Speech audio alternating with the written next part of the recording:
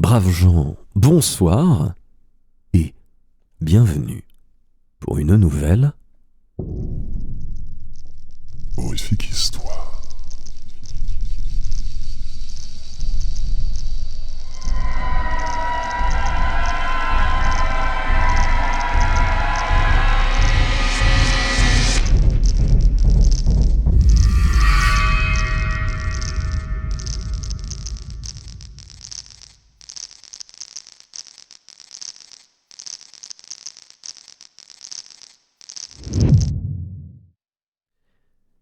Et ce soir, dans Horrifiques Histoires, tiens d'ailleurs Nasque, puisqu'il y aura du montage, tiens tu peux remontrer ta tête 2 secondes, comme ça je fais un montage genre je suis avec Nasque et tout.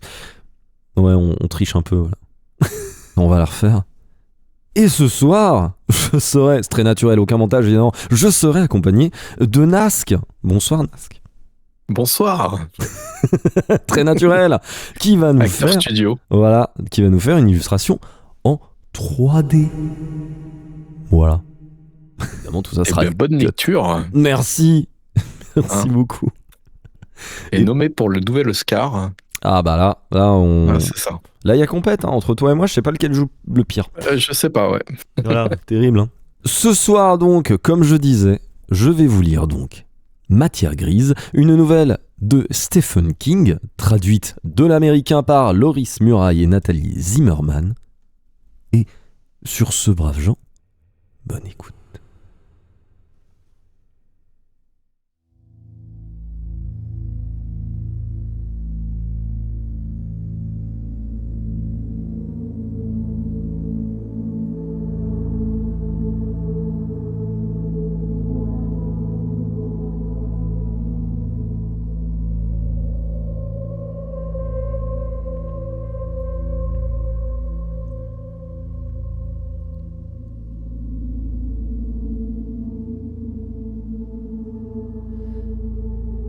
Il nous avait annoncé la tempête depuis le début de la semaine.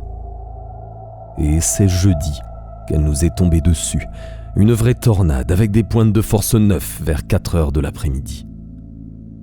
Et elle ne semblait pas décidée à se calmer. Nous étions 5 ou 6 habitués à traîner autour d'une bonne pinte aux oiseaux de nuit dans le petit magasin d'Henry, qui était le seul de ce côté-ci de Bangor à rester ouvert 24 heures sur 24. On ne peut pas dire que Henry soit débordé. Pour la bière et pour le vin, ses principaux clients sont les étudiants du coin.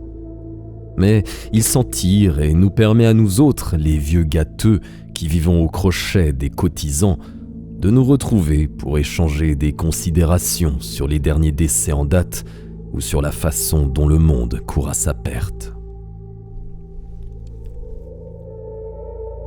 Cet après-midi-là, Henry se trouvait derrière son comptoir. Bill Pelham, Bertie Connors, Carrie Littlefield et moi-même nous disputions la chaleur du poêle. Dehors, pas une voiture ne s'aventurait dans Ohio Street, et même les chasse-neige n'étaient pas à la fête. On aurait dit que le vent soufflait des rafales de neige sur la colonne vertébrale d'un dinosaure.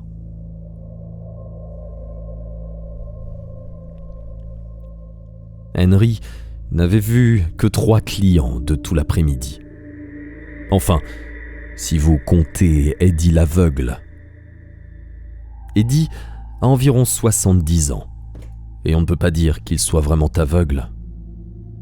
Mettons qu'il se cogne partout. Il vient 1 ou 2 fois par semaine, fourre une miche de pain sous son manteau, puis s'en va, l'air de dire « Je vous ai encore eu, hein, bande de salauds !»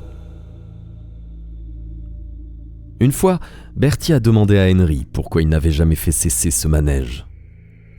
« Je vais te le dire, » répondit Henry. « Il y a de ça quelques années, l'Air Force cherchait 20 millions de dollars pour faire construire le prototype d'un avion qu'ils avaient conçu. En fait, ça leur a coûté 75 millions, et l'engin n'a jamais voulu décoller. C'était il y a 10 ans, à une époque où Eddie et moi étions encore des petits jeuneaux, et j'avais soutenu la femme qui s'était portée garante de l'opération. Eddie l'aveugle était contre elle. Depuis, je lui paie son pain.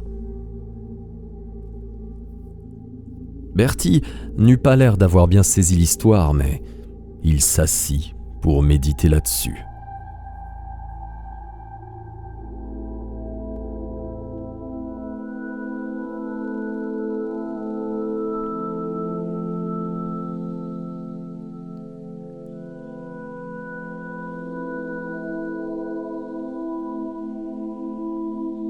La porte s'ouvrit, laissant pénétrer une bouffée de l'air froid et gris du dehors, et un gamin entra, secouant la neige de ses bottes. Je ne le remis pas tout de suite. C'était le fils de Richie Grenadine, et on aurait dit que le ciel venait de lui tomber sur la tête. Sa pomme d'Adam montait et descendait, et son visage avait pris l'aspect d'une vieille toile cirée. « Monsieur Parmalee !» supplia-t-il en roulant des yeux. « Il faut que vous veniez. Il faut que vous veniez lui apporter sa bière. Je veux pas retourner là-bas. J'ai peur. »« Doucement, doucement !» répondit Henry, qui fit le tour du comptoir en enlevant son tablier blanc de boucher. « Qu'est-ce qui se passe? Ton père a trop bu ?» Je me dis soudain qu'on n'avait pas vu Richie depuis un bon bout de temps. D'habitude, cet homme gros et gras, aux bas joues de bulldog et aux bras épais comme des jambons, venait chercher chaque jour une caisse de bière bon marché. Richie a toujours descendu des canettes de qualité inférieure, mais tant qu'il a travaillé à la scierie de Clifton, il l'a bien supporté. Puis, un incident s'est produit. Richie a pilonné la mauvaise charge avec le désintégrateur, enfin, si l'on en croit ses dires, et il s'est retrouvé invalide du travail, libre comme l'air, vivant sur les indemnités que lui versait la compagnie. Quelque chose au dos. Quoi qu'il en soit, il s'est mis à grossir d'une façon phénoménale. Donc, on ne l'avait pas vu depuis quelque temps, mais plusieurs fois, j'avais aperçu son gamin qui venait lui chercher sa caisse de bière pour la nuit. Un gosse plutôt brave. Henry lui vendait la bière, sachant bien qu'il ne faisait qu'obéir aux ordres de son père. « Bien sûr qu'il est saoul, » répondit le môme. « Mais ce n'est pas de ça qu'il s'agit. C'est... Ah mon Dieu, c'est horrible !» Voyant qu'il allait se mettre à chialer, Henry fit précipitamment « Ça ne t'ennuie pas de tenir la caisse pendant 1 minute, Carrie ?»« Pas du tout. »« Et maintenant, Timmy, tu vas venir avec moi dans la réserve et me dire de quoi il retourne. » Tandis qu'il emmenait le garçon, Carrie alla se poster sur le tabouret de Henry, derrière le comptoir. Personne ne souffla mot pendant un moment. Nous pouvions les entendre, là-bas, Henry avec sa voix lente et grave, Timmy avec son timbre aigu et son débit précipité. Puis, le gosse se mit à pleurer. Bill Pelham se racla la gorge et entreprit de bourrer sa pipe. « Ça fait bien 2 mois que je n'ai pas vu Richie, » remarquai-je. « C'est pas une perte, » grogna Bill. « On l'a vu, c'était bien la fin octobre, » intervint Carrie. « Juste avant la Toussaint. Il a pris une caisse de Schlitz. Il faisait du lard comme pas possible. »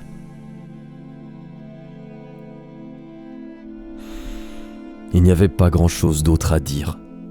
Le garçon sanglotait toujours, mais cela ne l'empêchait pas de parler. Dehors, le vent continuait de hurler. À la radio, on annonça qu'il serait encore environ de force 7 le lendemain matin. C'était la mi-janvier, et je me demandais si quiconque avait vu Richie depuis octobre, à part son fils, évidemment.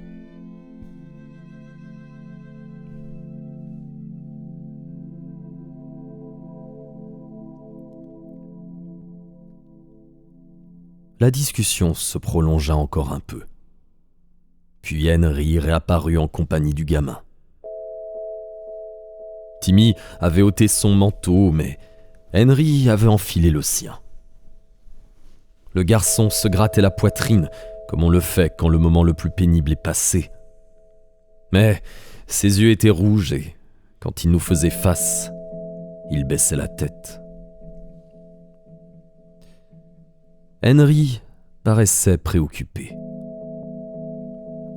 Je me suis dit que j'allais envoyer Timmy là-haut pour que ma femme lui prépare une tartine de fromage ou je ne sais quoi.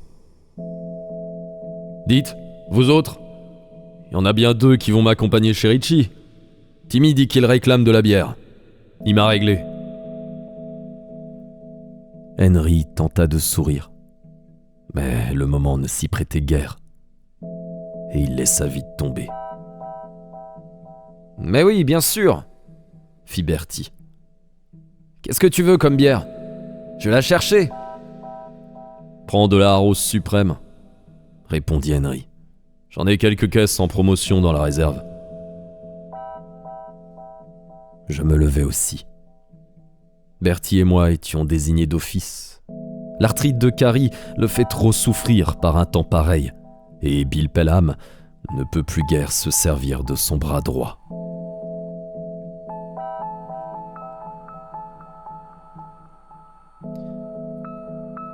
Bertie rapporta 4 packs de Arrose, et je les entassai dans un carton pendant que Henry conduisait le garçon dans l'appartement qui se trouvait juste au-dessus. Il confia le môme à sa femme, puis redescendit, regardant par-dessus son épaule pour s'assurer que la porte d'en haut était bien fermée. On entendit la voix un peu excitée de Billy.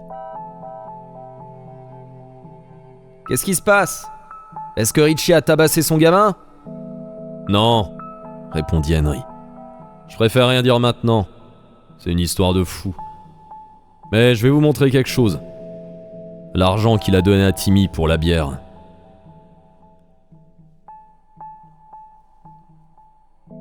Il extirpa 4 billets d'$1 de sa poche, puis les brandit en les tenant par le coin.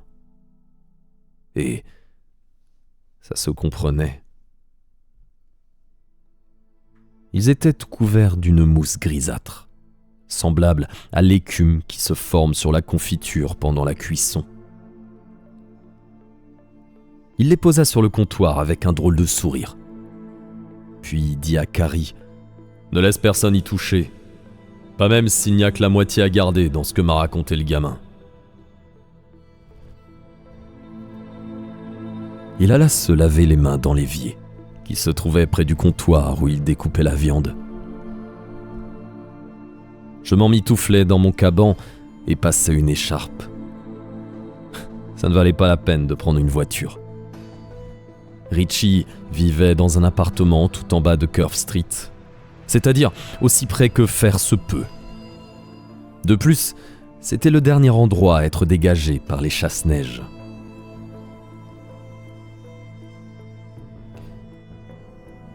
Au moment où nous sortions, Bill Pelham nous lança « Soyez prudents, les gars !» Henry se contenta de hocher la tête et plaça le carton d'Arrose sur un diable qu'il gardait près de la porte. Nous tirâmes.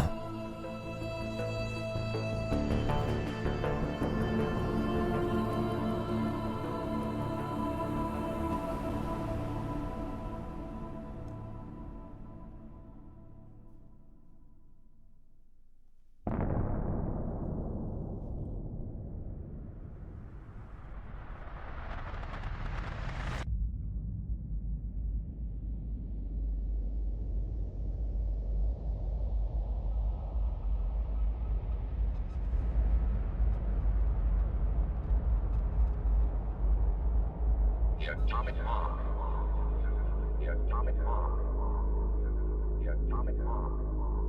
The Atomic Bomb. The Atomic Bomb. The Atomic Bomb. Le vent nous sciait le visage. et je dus couvrir mes oreilles de mon écharpe.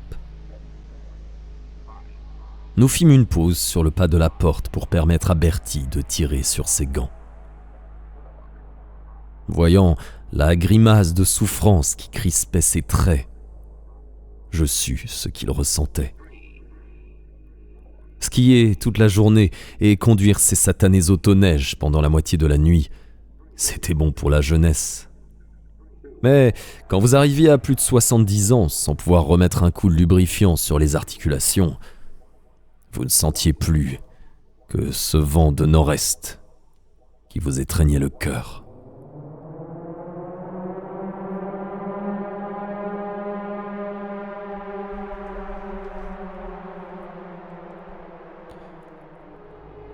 C'est pas que je veuille vous effrayer, les gars, dit Henry en nous gratifiant à nouveau d'un sourire un peu contraint. Mais il faut que vous sachiez. Je dois vous répéter tout ce que m'a dit le gamin avant qu'on arrive là-haut. Je peux pas garder ça pour moi, vous comprenez? Il sortit un 6 coups de calibre 45 de la poche de son manteau. C'était le revolver qu'il gardait chargé et prêt à servir sous son comptoir depuis le jour de 1958 où il avait décidé d'ouvrir jour et nuit. Je ne sais pas où il l'avait déniché, mais je me rappelle qu'un jour, il l'a brandi sous le nez d'un braqueur et que le mec est parti sans demander son reste. C'est d'accord, Henry n'était pas du genre à s'affoler. Je l'ai aussi vu vider un étudiant qui s'entêtait à lui réclamer du liquide en échange d'un chèque. Le gamin est reparti la queue entre les jambes. C'est pour dire que Henry voulait que Bertie et moi sachions qu'il parlait sérieusement.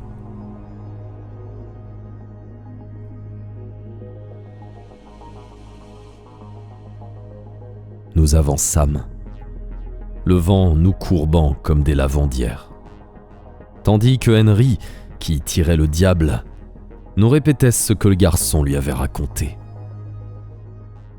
Les bourrasques tentaient d'emporter les mots avant qu'ils ne parviennent à nos oreilles. Mais nous pûmes saisir l'essentiel de l'histoire.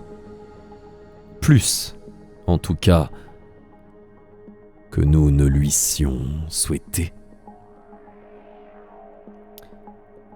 J'étais sacrément content que Henry ait eu son pétard bien au chaud, dans la poche de son manteau.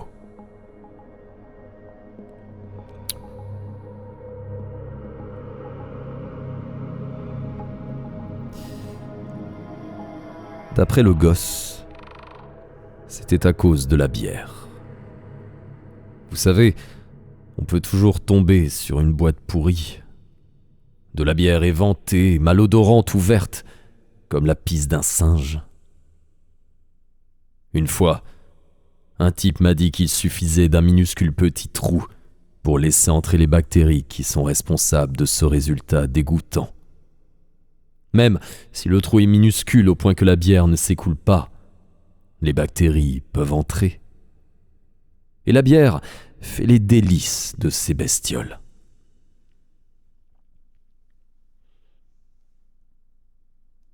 Quoi qu'il en soit, le gosse racontait qu'une nuit d'octobre, Richie avait rapporté une caisse de Golden Light, comme il le faisait tous les soirs, et qu'il s'était assis pour la siffler, pendant que Timmy faisait ses devoirs.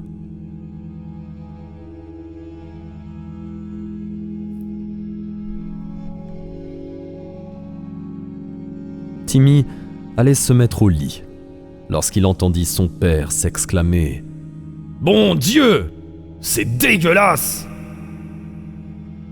Qu'est-ce qu'il y a, pas ?»« La bière !» fit Richie. « J'ai jamais eu un goût aussi dégueulasse dans la bouche. »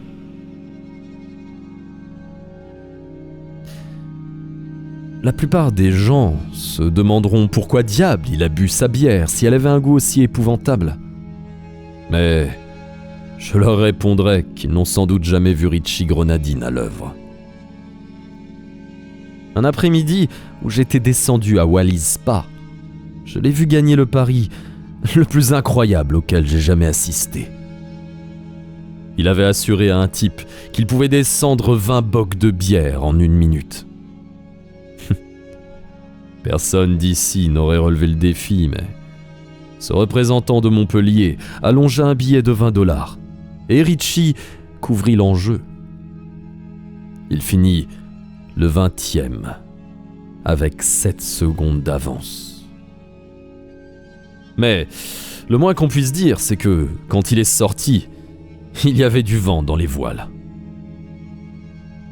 Je suppose donc que Richie s'est envoyé la quasi-totalité de cette bière avariée avant que son cerveau n'ait eu l'occasion de réagir.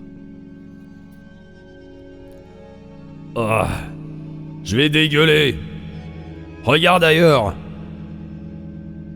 Mais la bière avait déjà trouvé sa place. Et elle y resta. Timmy dit qu'il avait reniflé la boîte et que ça puait la charogne. Il y avait des petites gouttes grises autour du couvercle.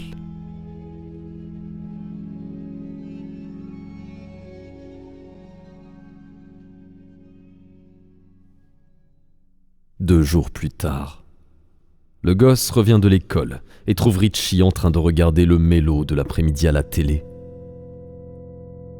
La pièce est plongée dans l'obscurité, tous les stores étant baissés.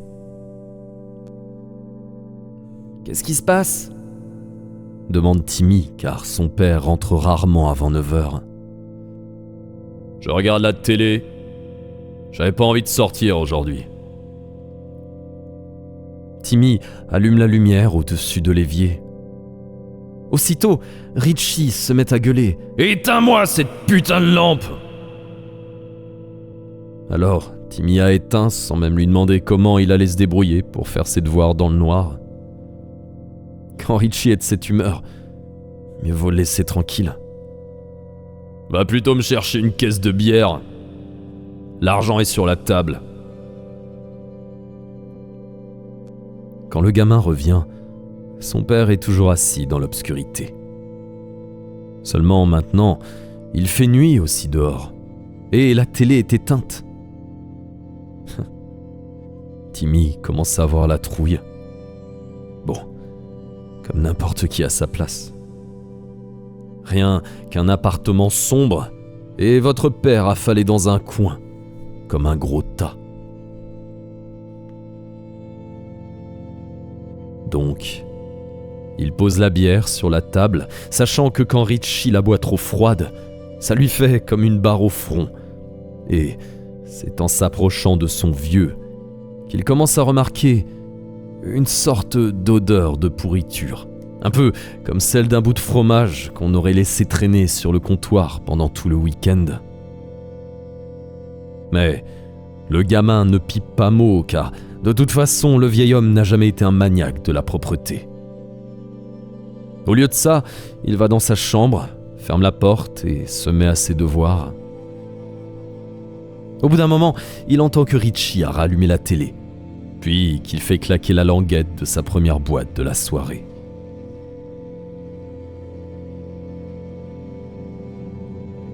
Et ça a duré comme ça pendant 2 semaines. Le gosse se levait le matin pour aller à l'école et, lorsqu'il rentrait, il trouvait Richie devant la télé et l'argent de la bière sur la table.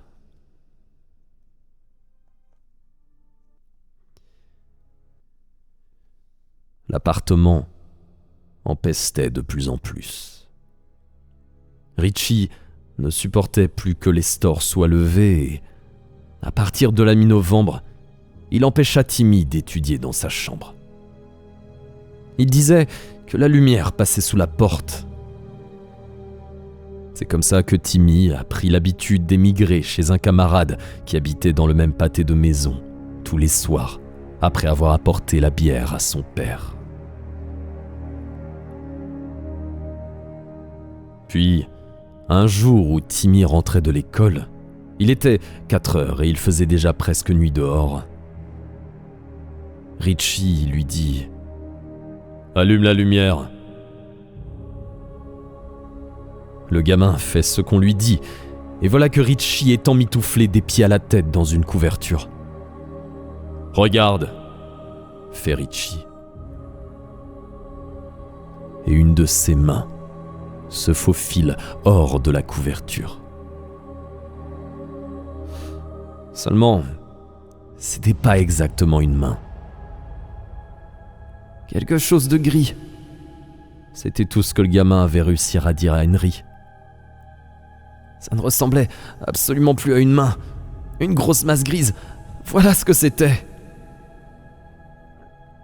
Bref, Timmy Grenadine a eu une peur bleue. Il crie « Pa, qu'est-ce qui t'arrive ?» Et Richie fait « Je sais pas, mais ça fait pas mal. Ce serait même plutôt agréable. » Alors, Timmy a dit « Je vais appeler le docteur Westphal. » Et la couverture s'est mise à s'agiter tout entière, comme si je ne sais quelle horreur tremblotait là-dessous. Partout. Alors, Richie a gueulé « Essaie un peu. Si tu fais ça, je vais te toucher et voilà ce que tu deviendras. » Et baissant la couverture, il lui montre son visage. Juste une seconde.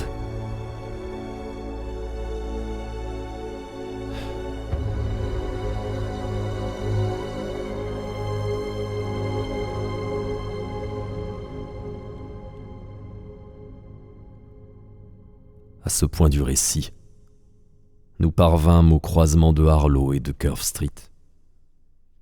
Je me sentais encore plus froid que la température indiquée par le thermomètre publicitaire de Henry au moment où nous étions sortis. Un homme a du mal à croire de telles choses et pourtant, des trucs incroyables. Il s'en passe de par le monde.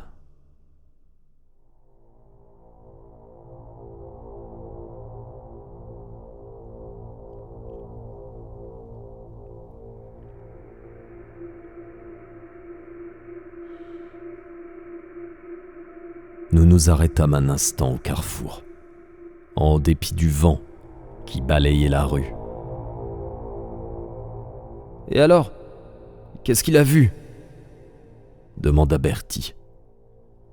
« D'après lui, répond Henry, il pouvait encore reconnaître son père, mais c'était comme si le vieux avait été enseveli dans de la gelée grise.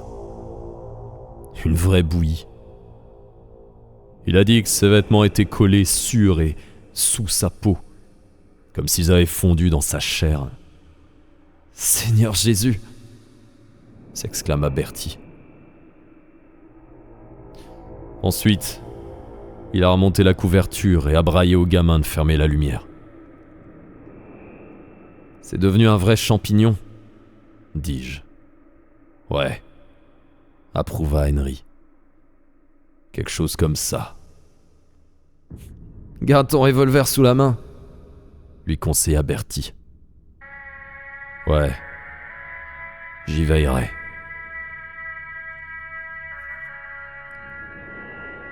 Là-dessus, nous entreprîmes de tirer le diable dans Curve Street.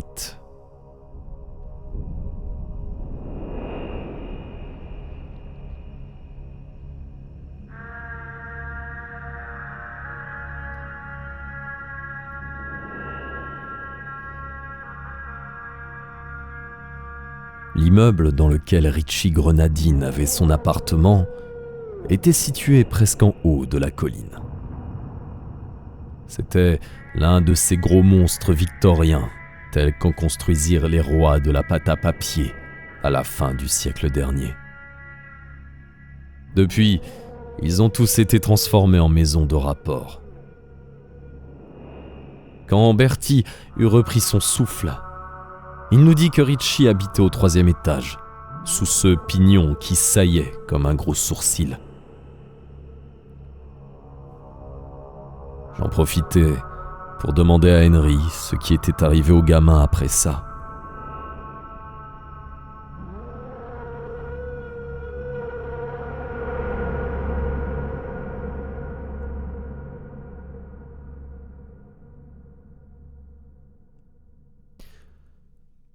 Un jour, qu'il revenait à la maison environ 3 semaines plus tard, le gosse s'aperçut que Richie ne se contentait plus de baisser les stores. Il avait cloué des couvertures devant chaque fenêtre de la pièce. La puanteur devenait de plus en plus épaisse. C'était une odeur chargée d'humidité qui pouvait rappeler celle que dégagent les fruits qu'on fait fermenter avec de la levure.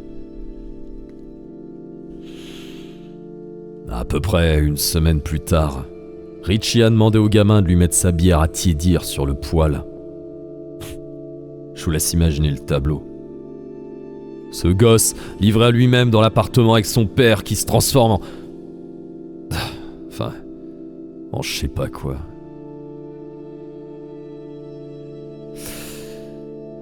Obligé de lui chauffer sa bière et de l'entendre boire en faisant des grands... comme un vieillard qui aspire sa soupe. Vous imaginez ça? Et ça a continué comme ça jusqu'à aujourd'hui, où le gosse a été libéré de l'école plus tôt que d'habitude à cause de la tempête. Timmy dit qu'il est rentré directement chez lui, reprit Henry. Il n'y a plus de lumière sur le palier. Le gamin pense que son père a dû se glisser dehors une nuit pour casser l'ampoule, si bien qu'il est obligé de trouver sa porte à tâtons. Bref, il entend quelque chose qui remue à l'intérieur, et il lui vient soudain à l'esprit qu'il sait pas ce que Richie fait toute la journée. Ça fait 1 mois qu'il a pas vu son père bouger de sa chaise. Pourtant, un homme doit bien dormir ou aller aux toilettes de temps en temps. Il y a un Judas au milieu de la porte, qu'on peut fermer de l'intérieur avec un loquet. Mais il a toujours été cassé depuis qu'ils habitent là. Alors, le gosse s'est faufilé sans peine jusqu'à la porte, a entrebâillé un tout petit peu le guichet avec le pouce, et a jeté un œil à l'intérieur.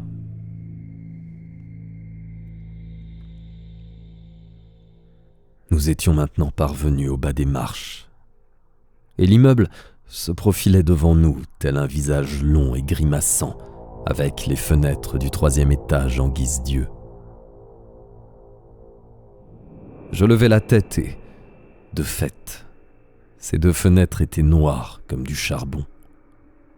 Comme si quelqu'un les avait masquées avec des couvertures ou bien en avait passé les carreaux à la peinture.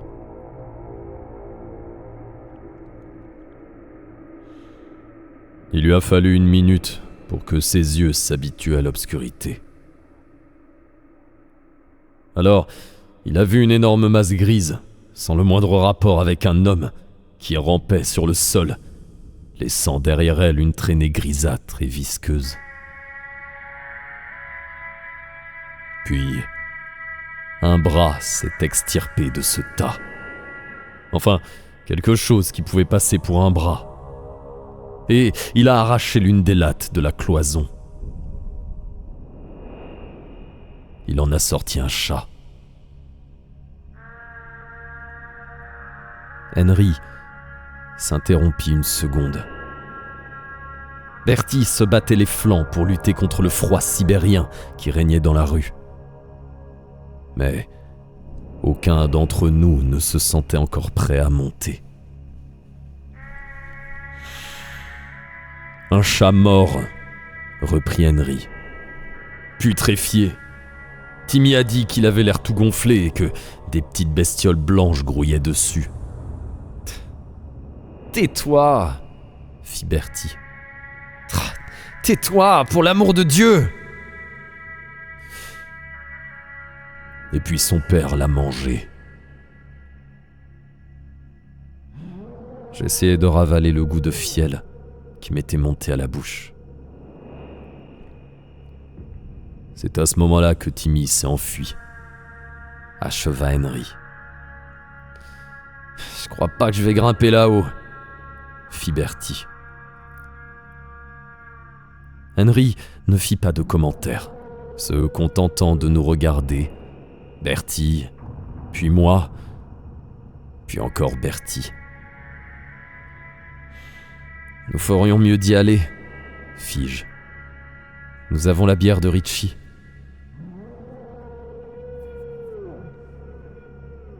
Bertie, n'ayant rien répondu, nous montâmes les marches et traversâmes l'entrée de l'immeuble. L'odeur m'assaillit. Avez-vous déjà pénétré dans une cidrerie en été ? Le parfum des pommes y règne toute l'année, mais en automne ça va, parce que les émanations sont tellement piquantes et acides que vous sortez vite fait votre nez de là. En revanche, en été, l'odeur est juste à la limite du supportable.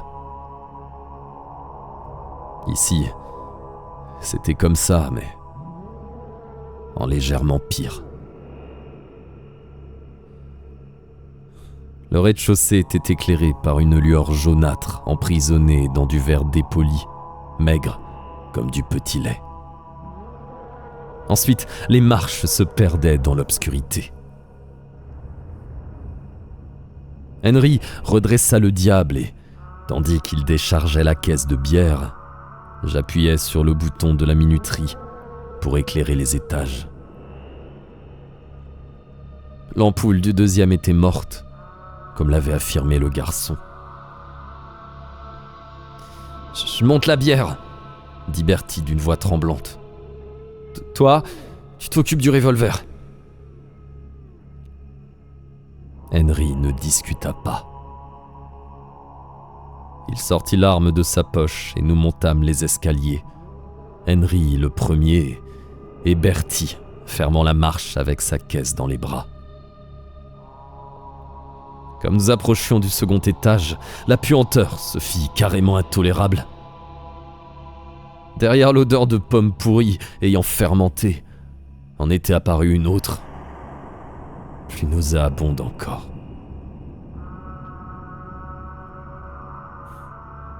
Dans le temps, j'ai eu un chien. Il s'appelait Rex. Une brave bête, mais pas très prudente avec les voitures. Un après-midi, pendant que j'étais au travail, il s'est fait culbuter. Il s'est traîné jusque sous le bungalow pour y mourir. Seigneur, quelle infection. J'ai fini par aller le récupérer là-dessous avec une perche, grouillant de larves, putréfié et répugnant comme des latrines. Jusqu'alors, je m'étais entêté à croire qu'il pouvait s'agir d'une quelconque plaisanterie, mais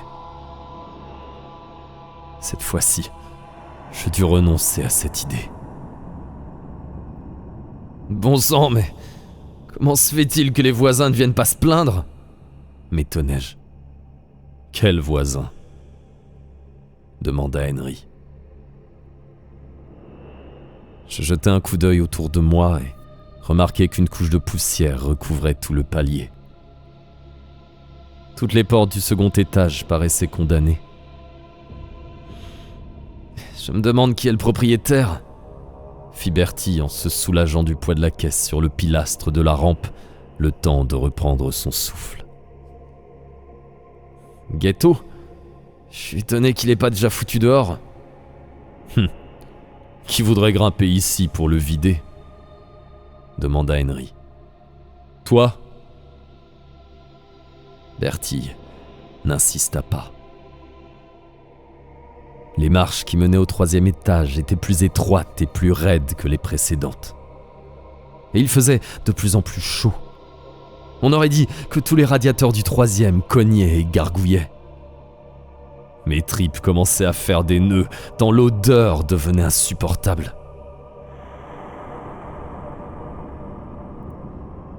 Le dernier palier ne donnait que sur une seule porte, dans laquelle se découpait un petit Judas.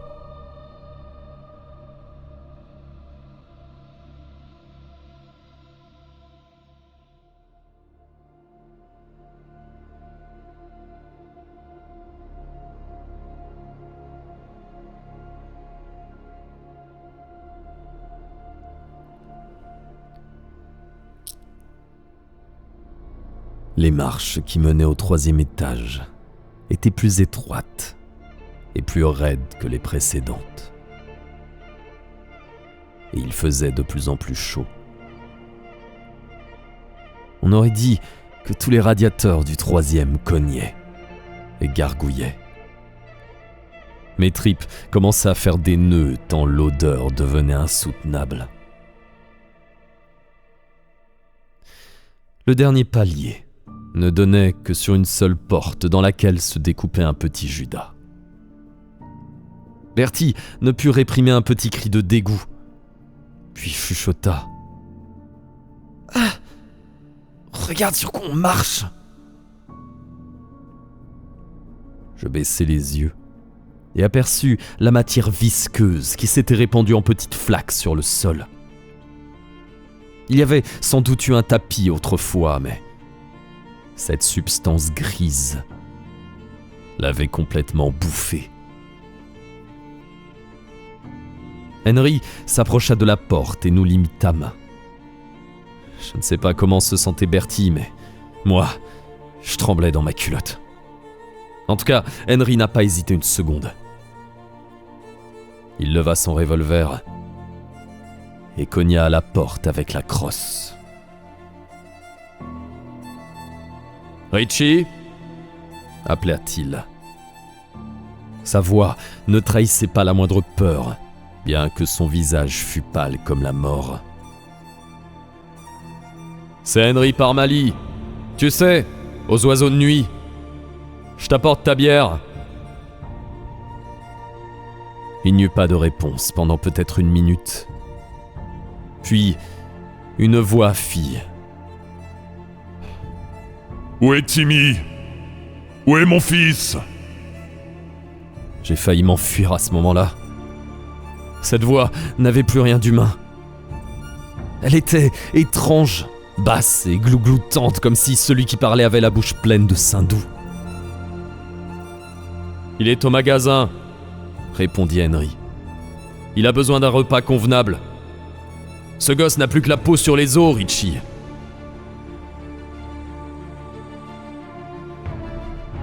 Il y eut un silence.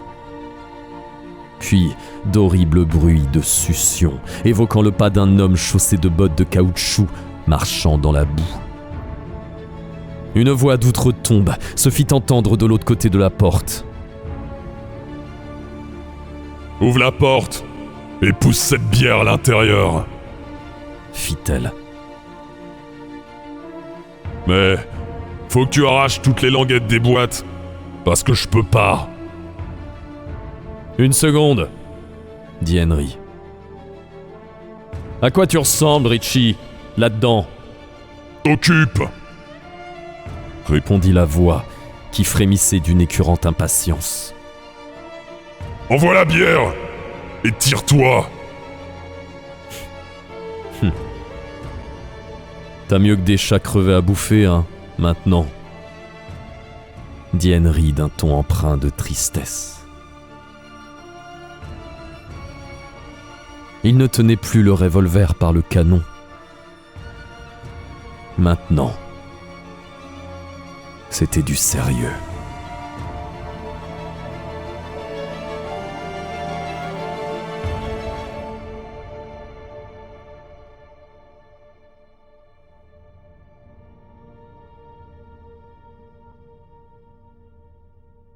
Et brusquement,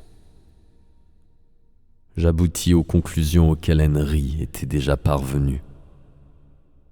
Peut-être même dès son entretien avec Timmy. Lorsque j'eus compris, l'odeur de pourriture me sembla soudain décuplée.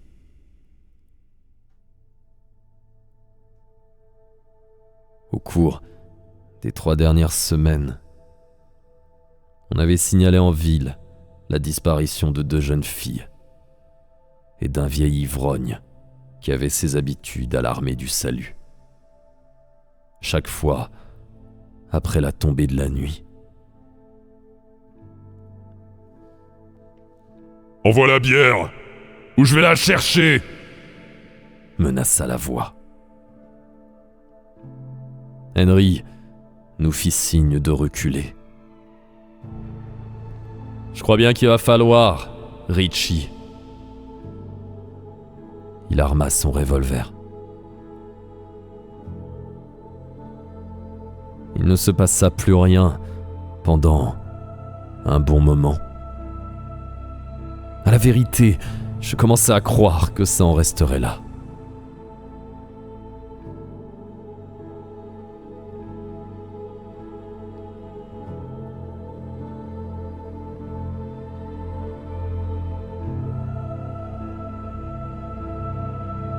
Puis, la porte bomba et céda si brutalement, si soudainement qu'elle alla se fracasser contre le mur.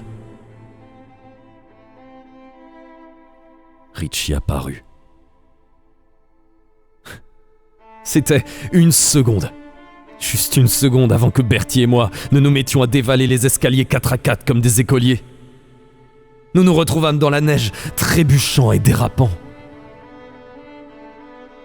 En descendant, nous avions entendu les 3 coups de feu tirés par Henry, dont les murs de cette maison vide et maudite transformèrent l'écho en déflagration de grenades.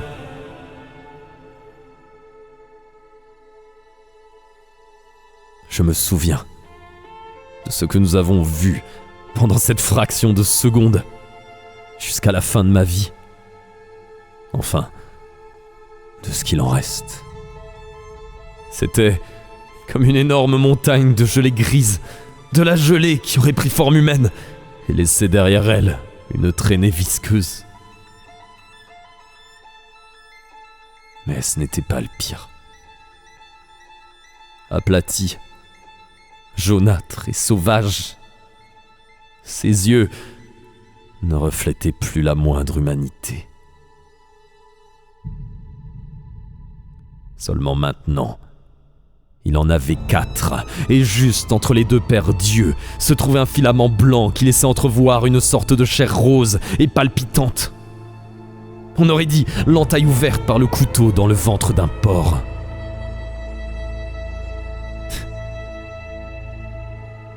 Il se divisait, vous comprenez? Il était en train de se diviser en 2.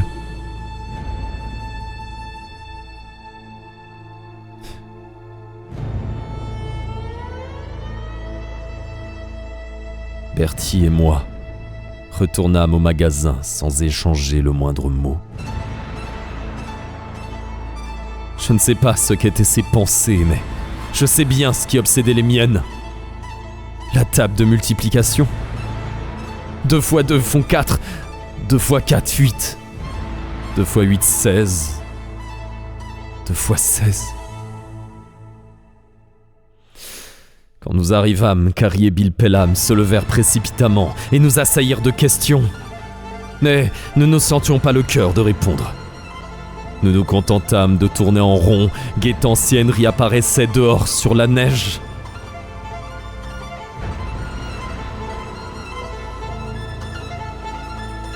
J'en étais à 2 fois 32 768. Font la fin de l'espèce humaine. Et nous nous assîmes là, nous rassérénant à grand renfort de bière. Et nous attendîmes de voir lequel des 2 allait le premier ouvrir la porte. Et nous sommes toujours là.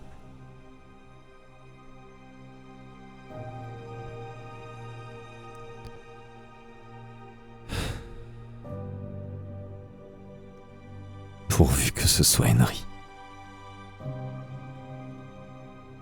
Pourvu.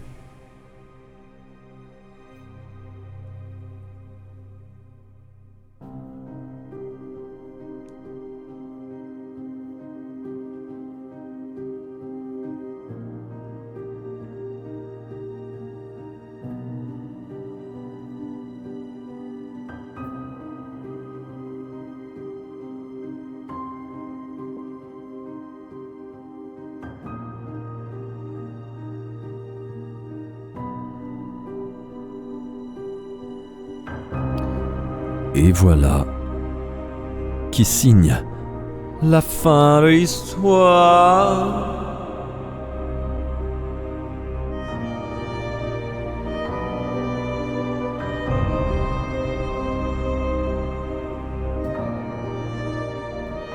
Et l'œuvre de Nask. Ah, ça fait plaisir, toujours. Trop cool de faire ça avec toi en tout cas. Je vais laisser Nask reparler un petit peu de lui pour faire sa pub, pour que vous alliez le follow partout. Tu as tout, le live à toi. Bah, déjà, merci pour l'invitation, merci de m'avoir accueilli. Merci encore à ta commu, toujours très agréable. Voilà, c'est que on se sent plutôt bien ici, on est toujours bien accueillis, donc merci à vous.